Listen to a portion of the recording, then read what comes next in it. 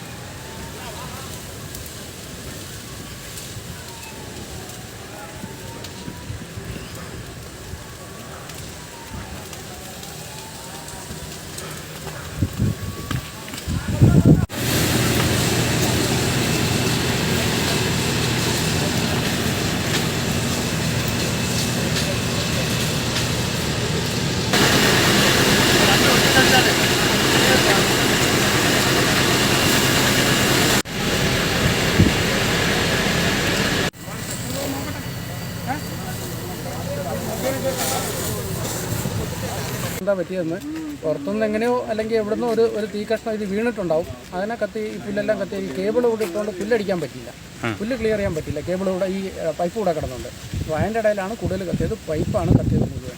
എത്രത്തോളം നാശം അതിനെക്കുറിച്ച് അറിയില്ല. കോൺട്രാക്ട് ഭൂമിക്ക് അടിയിലൂടെ കറണ്ട് വലിക്കുന്ന HD കേബിൾ പൂർണ്ണമായും കത്തി നശിച്ചു. 110 kV പ്രസരണശേഷിയുള്ള സബ്സ്റ്റേഷനിലാണ് തീപിടുത്തമുണ്ടായത്. കൊട്ടിയം പോലീസും സ്ഥലത്തെത്തിയിരുന്നു. ആളപായം ഒന്നും തന്നെയില്ല.